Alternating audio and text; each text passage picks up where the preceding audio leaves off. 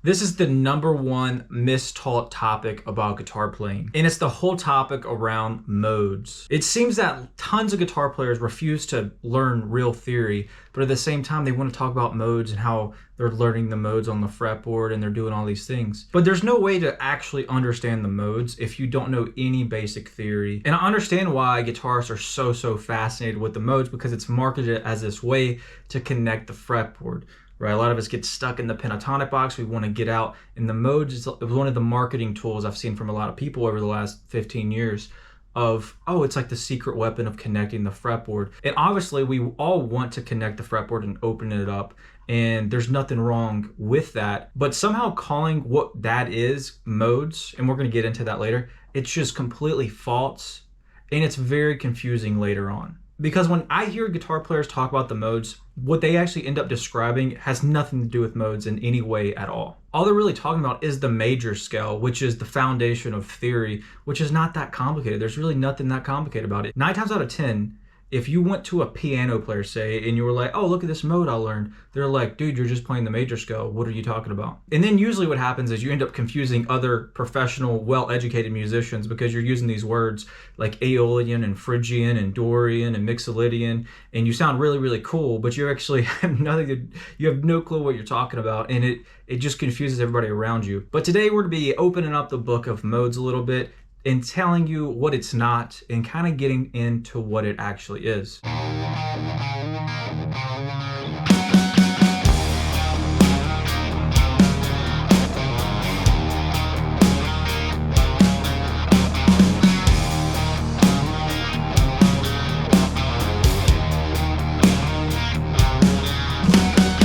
And I'm not saying that modes don't exist or anything crazy like that. Absolutely, they 100% exist. And you hear all your favorite songs, often they'll be in mode, especially if you're a rock guy.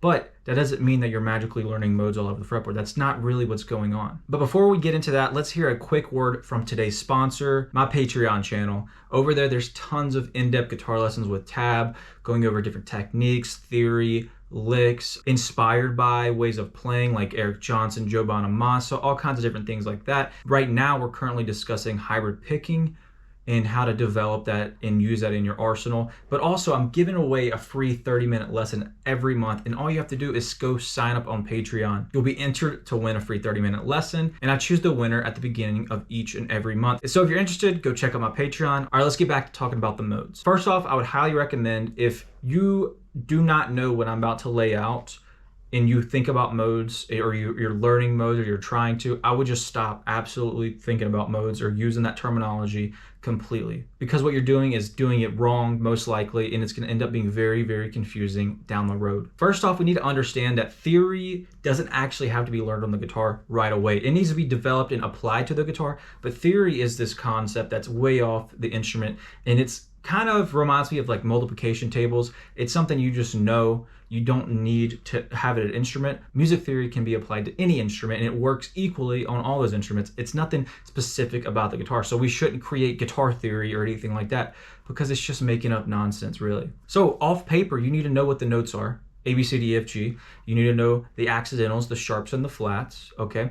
Then you need to memorize the major scale and how to build a major scale. And I'm just gonna tell you real quick, because I want to talk about the modes a little bit, but I need to go over the major scale first. To find the major scale, all we need to do is follow the formula of you choose a note that we just listed, and you follow this pattern of whole step, half step, whole step, whole step, half step. That is a major scale. So basically, if we choose a note here, if we choose a G note, whatever, right? You know, it's best to start off on one string too. So what if that's our note, we just go whole step, half step, whole step, half step. Okay, we just played the major scale. That's it. Right, that's all the major scale is. Now, learning on the fretboard is a whole thing, and there's a science of memorizing all those shapes and everything like that. And really what's happening with a lot of people is they're learning each, what I would call, position of the major scale, and they're naming it this mode thing, and it just doesn't make sense, because modes are, in and of itself, really built from a major scale. They're nothing different than, like, if I play G major, you know, A Dorian note-wise is the same note. There's nothing, I just played the same thing, just starting on the second note. If I play B Phrygian, I'm just playing G major. I didn't do anything. So thinking of this as, oh, that's B Phrygian, oh, this is C Lydian, this is D mixed Lydian. All these little scale shapes that we might run through, and a lot of people market it as the modes. It is absolutely not the modes, has nothing to do with the modes. It's just the major scale. That's all you're playing is the major scale. You're just starting on a different note, really, and you're memorizing the shape. That's not what a mode is, though.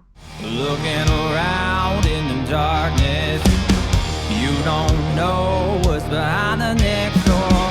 Imagination's running wild. Is it real or simply fantasy? So yeah, off the instrument, you need to know all the notes. You understand how the major scale is built, right? And then you need to learn how triads, very, very important, how triads and chords are built, okay? Now it's very simple, they're built on thirds. So basically, if I wanted a G chord, that's a G note. The next note's gonna be A, I'm gonna skip that. That's 1, 2, the third is gonna be B. So we'll have, for G, we'll have G, B, and then we go up another third. So at that B, we go 1, 2, 3. That's a D note. So if we combine a G, a B, and a D note, that's what a G chord is. Now if we go to A, okay, that's our root. That's 1. We go up to a 3. So 1, 2, 3.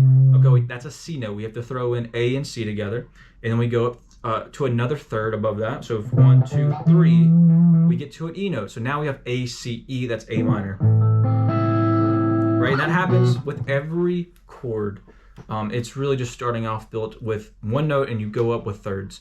Now there's minor thirds, major thirds, all this. There's perfect fifth, diminished fifth, augmented fifth, but it doesn't matter. 1, 3, 5 is what's going on. And really, what all we're finding right there, that was called playing diatonic chords. Basically, what that means is diatonically to the major scale, the 1 chord's always major. The 2 and 3 are going to be minor. The 4 and 5 are major. The 6 is minor, and the 7 is going to be a diminished built to a half diminished as a 7th chord. And those chords are created by the major scale. We're just following the formula that we talked about earlier, the whole step, half step, whole step, whole step, half step. And putting all those together, just walking up thirds, is giving us all those scale shapes and chords. So real quick, if we take G major, right, the notes we have there is going to be G, A, B, C, D, E, F sharp. Okay, that's all the notes. So if I did something like this,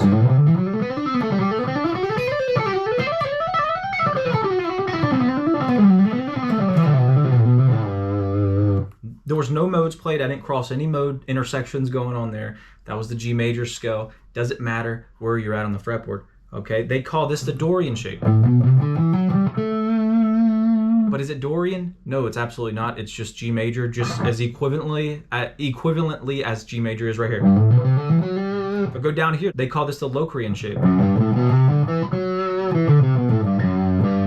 Is that Locrian? No, it's just G major, okay? Why is it G major? It's G major because I'm playing G, A, B, C, D, E, F sharp, right? If we go up here to that Phrygian, so-called, they will call it. Is that actually the Phrygian mode? Nope, not even close. It's just G major. Right, go up to the next one. Let's go to Lydian. Is that actually Lydian? No, it's absolutely not Lydian. It's just the G major scale. Right, all these little intersection shapes, that's wrong. And it's not what it is saying. That's not, there's nothing Lydian about this.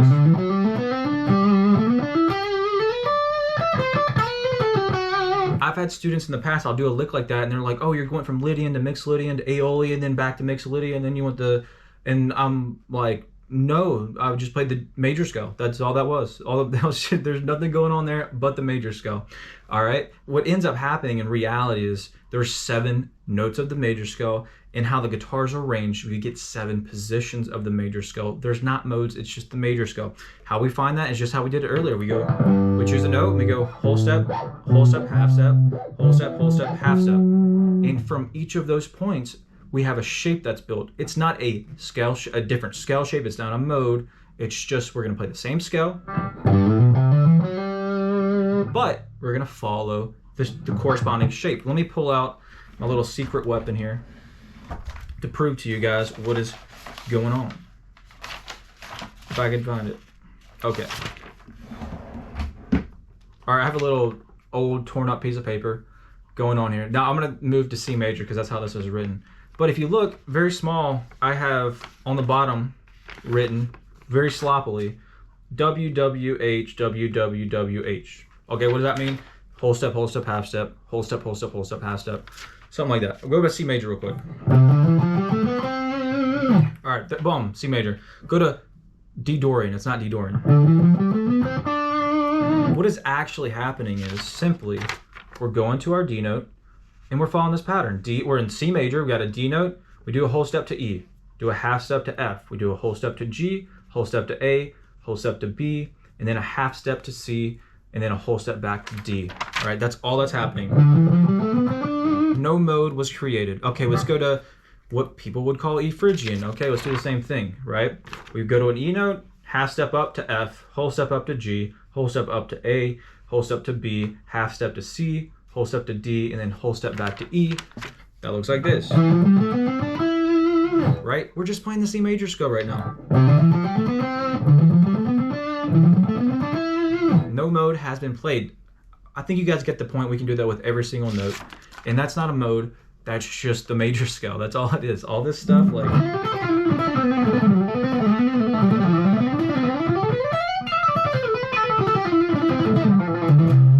all that was C major. Okay, I threw like a really sloppy chromatic in there, but that's just C major. Nothing's going on other than C major. There was no modes being played. I didn't shift mode, sound, anything like that. Now, what is a mode? Because they exist, we hear them all the time, we play them all the time, and they sound really, really awesome. So what is it? It's taking a major scale, or any scale, technically. There's modes for each scale that really exist. But what's happening is we're making a tonal center for an actual note in that major scale. So what I mean, if the tonal center is C, okay, in the C major scale, we typically just call it C major. There's times we could call it Ionian, but really we're just going to call that's the hierarchy of the scales. We're going to call that major 100% of the time. We're not going to get all technical and call it Ionian because that's just weird. Now, if the tonal center in the chords built of a chord progression are bringing to the ear to resolve to a D note, but it's following all these notes right here, but the ear wants to resolve, the tonal center is a D note, then we're going to be in D Dorian, okay? Now, for instance, what I mean doesn't mean this. That's not what D Dorian is. All these major scale shapes that we talked about, this is sufficiently Dorian. Right? If the tonal center is the D note right now. So that's all. It's technically, we're just playing the C major scale, but because the tonal center is D, that's going to be D Dorian now. Going back, if it was C major, we can do the same licks. Same thing, all these notes, all these scale shapes. That's C major. If the tonal center is back to the C, our root note. E Phrygian, the Creed E Phrygian. Now we can talk about the technicalities, but really all that's going on, E Phrygian, we're playing the C major scale, but the tonal center is E. Our ear is hearing a resolution to that E note. All we do is play C major though, right? Our tonal center is E, but all those shapes that we just talked about are the exact same. We don't do anything, there's no Phrygian shape, that doesn't exist. Right? That would be technically the root position of it, but this is sufficiently Phrygian, just as this is sufficiently Phrygian right here. Right, let's go to F. Okay, this would be called Lydian in this key. But to make it actually Lydian, the tonal center must be F. It just can't be we play some magical shape, because there's no magical shape that makes a mode. Okay, it's the tonal center, and we follow this formula. So, again, we'll just play the same thing. That same scale shapes that we just memorized is now F Lydian, assuming the tonal center is that, based off the chord progression, the melody, and the ear is going to naturally want to resolve to that. There's different examples. Satriani loves Lydian. It sounds amazing. Go listen to Flying in a Blue Dream. Beautiful song. There's many other instances of modes all over the place. But what's happening is not some magical scale shape or anything like that. It's just a tonal center, really just on a moment. It just happens. Some songs are like the entire song's in a mode. Some are momentarily in modes. It's just a momentary tonal center of a note found in a scale that's not the root of the scale, okay? Because right now the root is still always C major. That's what we're playing. There's no way around not playing the C major scale. Now our tonal center that we're resolving things to is going to change, and that's what's creating this modal sound. Next note, we got a G. We'll call this G mixolydian.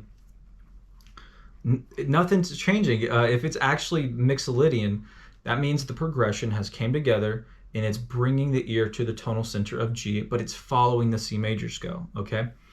And we don't do anything different. We just play the C major scale and resolve and let our ear create melodies that resolve to G, and that's going to create the mixolydian sound. Same thing. I get in possibly some trouble here with the next note, the A note, because this is very popularly called the relative minor.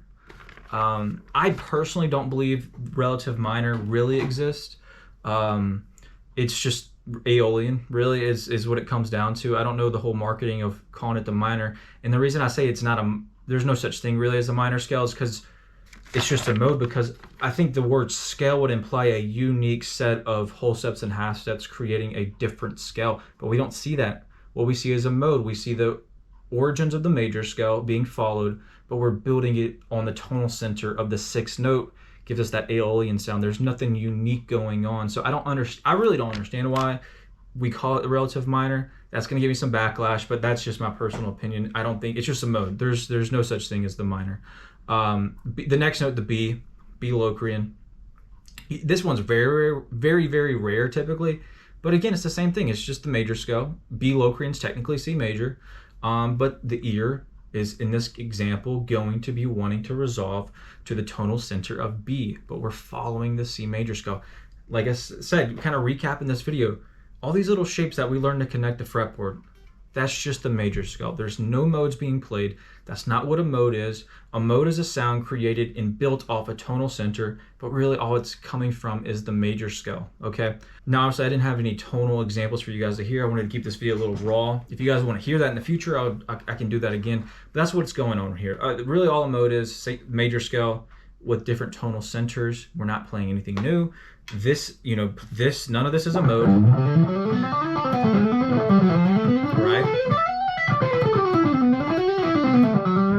Right? That was all G major. There was nothing going on there. There was no mode shifting. There wasn't going from Dorian to Locrian to Phrygian. Like that, none of that happened. That would be a cool sound, right? That would sound really, really awesome if that's what was going on, but that's not even close to what's going on.